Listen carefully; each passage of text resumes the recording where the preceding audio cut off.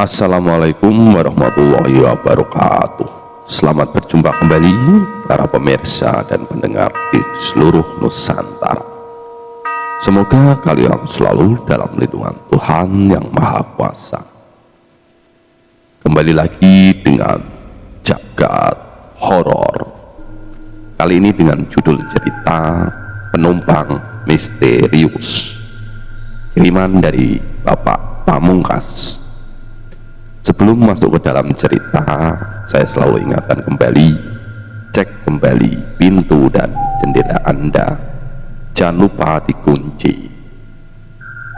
Selamat mendengarkan. Pak Suyono menekuni pekerjaan sebagai tukang ojek sudah sejak bujangan sampai punya anak 4. Dari sejak masih rambutnya hitam dan gondrong, sekarang hampir putih dan menipis. Kalau dihitung-hitung sudah hampir 20 tahun lebih menjadi tukang ojek. Akan tetapi semuanya itu dijalani dengan hati senang dan ikhlas. Hari pertama ngojek sampai sekarang masih di pangkalan yang sama, yaitu di pertigaan Jalan Baru. Ada lebih dari 10 tukang ojek di pangkalan itu. Namun yang paling pemberani adalah Pak Suyono sendiri. Di kalangan tukang ojek dia mendapatkan julukan Yoyon Sang Malam, karena tidak ada yang berani ngojek sampai tengah malam kecuali Pak Suyono. Ojek sampai malam harus memiliki hati yang kuat dan jiwa pemberani yang lebih, karena sudah terkenal di daerah itu sudah tidak aman lagi. Belum lama ini ada salah satu temannya tukang ojek nekat ngojek sampai malam. Dia dihadang begal dan dirampok, motornya diambil, dan lebih tragisnya dia dibunuh. Malam itu sekitar jam 8 malam, Pak Suyono bersama temannya Pak Samijan dan Pak Parmin masih ngerumpit ojek itu. Cerita kesana kemari sambil menunggu kalau saja ada penumpang yang lewat. Siapa tahu ada orang yang turun dari bus membutuhkan jasa mereka. Suasana malam itu tidak seperti biasanya. Angin bertiup semilir, rasa hawa begitu dingin sampai menusuk tulang sumsum. Langitnya terlihat seperti mendung hitam pekat, tiada terlihat bintang satupun. Terlihat awan hitam seperti berarak. Terlihat seram sekali malam itu, seperti di film Susana. Tidak ada satupun orang yang melintas, padahal waktu masih jam 9 malam dan masih terlihat 1-2 kendaraan lewat di jalan raya. Jam setengah 10 malam, Samijan pamit pulang. Alasannya sudah mengantuk, dan Parman juga ikut-ikutan pamit pulang dengan alasan yang sama. Setelah kepergian mereka, pangkalan semakin menjadi sunyi. Waktu itu Pak Suyono belum berniat pulang karena masih punya pengharapan ada orang yang kemalaman pulang di jalan. Kemudian Pak Suyono memakai lotion anti nyamuknya yang sedari tadi nyamuk itu mengerubuinya, walaupun nyamuk itu tidak membahayakan namun membuat dia risih untuk meminta sedekah darah. Menginjak jam 12 malam, bis dari arah timur itu berhenti dan menurunkan penumpang. Di bawah pohon beringin yang tidak terlalu jauh dari pangkalan ojek, Pak Suyono merasa ada harapan. Dia yakin penumpang yang baru turun dari bis itu pasti membutuhkan jasanya. Sebuah kebetulan, memang benar saja penumpang yang baru turun tadi menghampiri pangkalan ojek Pak Suyono. "Ojek, Pak?" tanya wanita itu kepada Pak Suyono. "Mau kemana, Mbak?" tanyanya Pak Suyono sambil turun dari tempat duduknya di jok motornya. "Ke Kedung Cungkup," jawab perempuan tadi. Pak Suyono terhenyak dan terkejut. Sudah puluhan tahun ngojek, namun baru mendengar nama dusun Kedung Cungkup. "Apa ada toh Mbak desa Kedung Cungkup?" "Kalau setahu saya itu namanya Kedung Ombo atau Kedung Sumber," penjelasannya Pak Suyono. "Lah ya itu, dari Kedung Ombo terus ke utara sedikit, kemudian belok ke timur. Nah, utaranya itu namanya Kedung Ombo. Dari Kedung Ombo itu disebut Kedung Cungkup."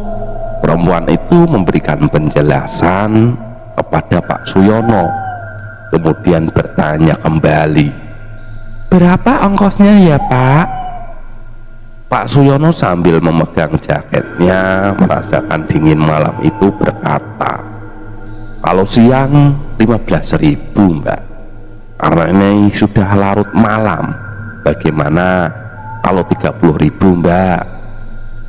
"Ya sudah, nggak apa-apa," kata perempuan itu tanpa menawar. Motor Supra langsung diputar arah, kemudian siap berangkat. Perempuan itu kemudian membonceng di belakang sambil memegang pinggang Pak Suyono. Caranya berpegangan kepada Pak Suyono membuat Pak Suyono ini menjadi grogi. Jiwa kelaki-lakiannya seketika muncul, apalagi ditambah bau harum parfum perempuan yang wanginya menyengat hidung. Bisa jadi yang sedang diboncengkan itu adalah wanita nakal. Namun Pak Suyono tidak mau berpikiran yang tidak-tidak dan segera dibuang jauh-jauh pikiran itu.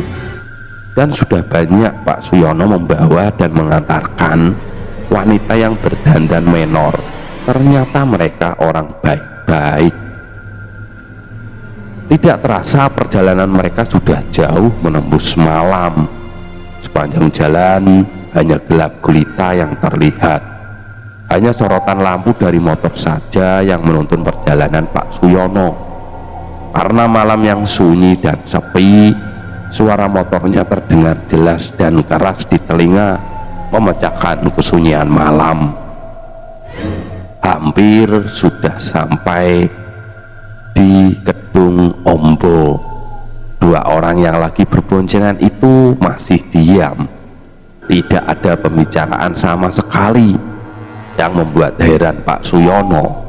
Nafas perempuan itu terdengar terengah-engah seperti habis berlari dari jarak jauh. Sesampainya di perempatan Kedung Ombo, Pak Suyono bertanya meminta keterangan, "Ini terus kemana Mbak? Belok apa lurus?" "Belok ke utara kemudian belok ke timur Pak, nanti ada pertigaan belok ke utara lagi," suara perempuan itu menjawab sambil masih merangkul pinggang Pak Suyono. Sepeda motor segera dibelokkan ke arah utara. Kemudian tidak lama sepeda motor melewati jalan yang kanan kirinya itu pohon jati. Melewati alas jati itu terasa jalannya yang halus banget dan tidak merasakan lubang apa-apa.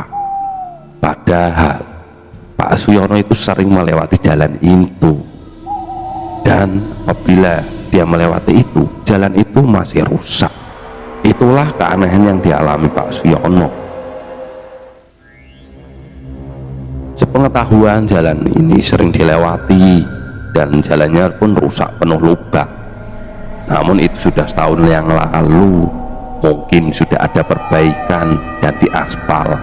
Batinnya Pak Suyono waktu itu.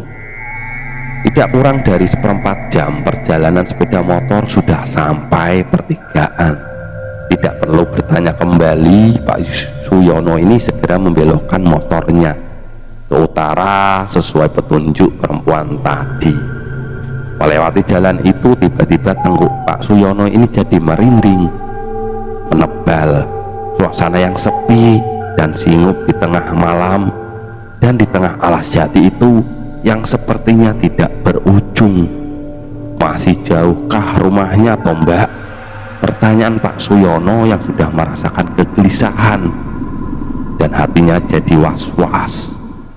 Sudah dekat kok Mas, itu sudah terlihat dari sini rumah saya, jawab perempuan itu dengan masih menjalankan motornya, celingak-celinguk melihat kanan kiri dan sekitarnya, namun tidak ada rumah satupun. Yang ada hanyalah semak-semak belukar yang gelap. Lebih kaget lagi, Pak Suyono ini ketika melihat-lihat ada juga kuburan di sana. Terkena sorotan lampu motornya, terlihat nisan-nisan berdiri mengerikan seperti tangan-tangan zombie. Hati Pak Suyono semakin gelisah dan tidak karuan melihat semuanya itu. Pak Suyono juga merasakan merinding. Tiba-tiba perempuan itu berkata, "Sudah, berhenti di sini saja Pak," ujar perempuan itu kepada Pak Suyono. Kemudian motor berhenti di depan gapuro yang sudah kelihatan berlumut dan terlihat angker. Setelah penumpangnya turun dari sepeda motornya, kemudian Pak Suyono ini memarkir motornya di standar itu. Sambil menunggu ongkos, Pak Suyono bersandar di motornya. "Mari mampir dulu ke rumah saya Pak, saya ambilkan uangnya dulu," wanita itu berkata sambil masuk ke dalam gapuro itu. Mau tidak mau Pak Suyono mampir dulu. Ternyata setelah masuk ke dalam gapuro, di situ ada rumah yang cukup luas dan bagus. Pak Suyono merasa terpana melihat rumah besar itu. "Saya pernah melewati jalan ini, kok tidak pernah ya melihat rumah ini? Apa aku kurang memperhatikan?" batinnya Pak Suyono. "Silakan Pak, istirahat dulu. Kalau berkenan tidur di sini juga boleh. Saya tak ganti pakaian dulu ya Pak," ucapan wanita itu sambil masuk ke rumahnya. Pak Suyono terkejut. Jangan-jangan wanita ini wanita nakal. Pak Suyono cuma bisa bengong melihat perempuan itu masuk ke rumah. "Ini Pak, minum dulu. Adanya cuma air teh Pak." Wanita itu keluar dari dalam sambil membawa minuman. Pakaiannya sudah ganti. Ini hanya memakai baju tidur yang tipis menerawang sampai kelihatan lekuk-lekuk tubuhnya. Pak Suyono tidak bisa berkedip. Pakaiannya itu membuat merangsang setiap lelaki yang melihatnya. Terlihat lekuk-lekuknya, terlihat payudaranya, dan terlihat rambut tipis di selakangannya. Apalagi bau harum parfum memenuhi ruangan itu. Sesudah menaruh minuman itu ke atas meja, perempuan itu kembali berbalik ke ruangan tengah. Seperti apa kagetnya Pak Suyono ketika melihat punggung perempuan itu ternyata berlubang. Darah masih menetes dan belatungnya pada berjatuhan berjoget-joget. Penglihatan Pak Suyono seketika menjadi gelap dan semakin gelap. Akhirnya Pak Suyono jatuh pingsan, tidak sadarkan diri. Suaranya burung perenjak bersahutan. Ternyata sudah pagi. Sinarnya matahari menembus dedaunan para petani yang lagi berangkat ke sawah. Betapa kagetnya mereka ketika melihat ada orang yang tidur melingkar di bawah pohon asam.